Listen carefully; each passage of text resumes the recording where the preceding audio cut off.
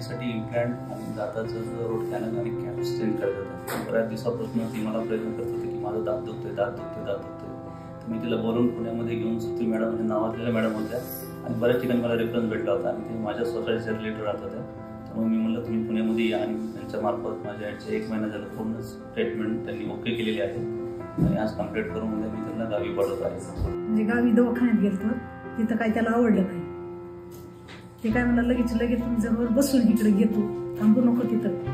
मी त्याला भेट होते इथं लय मोठं खर्च होईल म्हणून मी छोट्या खर्चात भागवत होते पण ते काय ऐकूनच गेलं.